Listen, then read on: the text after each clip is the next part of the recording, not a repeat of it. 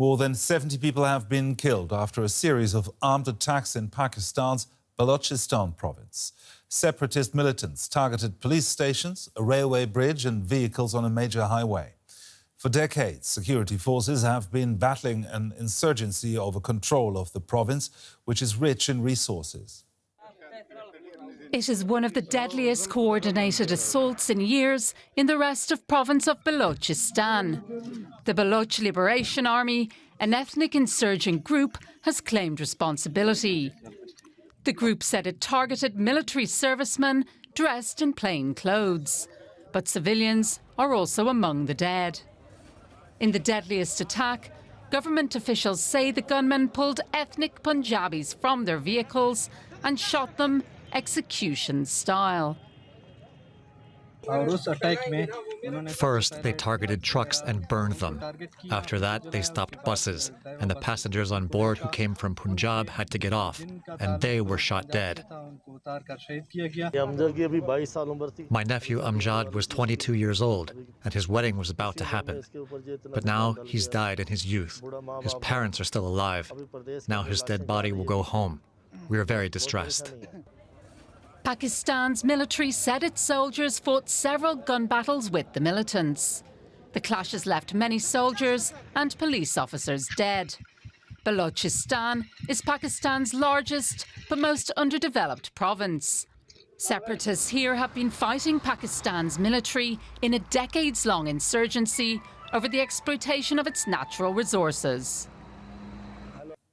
I asked the journalist Adnan Aamir how serious a threat this insurgency is to Pakistan.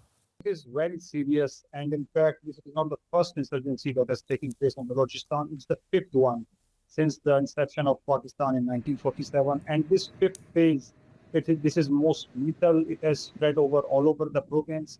And in the past, the insurgencies, they were mainly dominated by tribal leaders. But this time, this insurgency is controlled by common people, by the youth. And with the passage of time, the attacks and the intensity of attacks is increasing.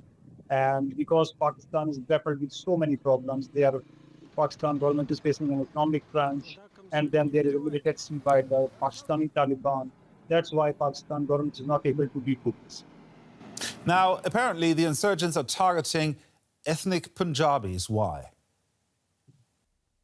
Yeah, because the Baloch separatists or insurgents, they are fighting the Pakistan army, and Pakistan army mainly comprises of ethnic Punjabis. So that's why they target even the common Punjabis as a retaliation for what army is doing to them.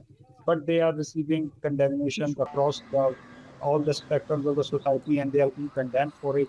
And this is also creating a hatred between people of Punjab and Balochistan. And this is exactly what the insurgents want, because they want more and more people to join them, and that can happen once there is a hate.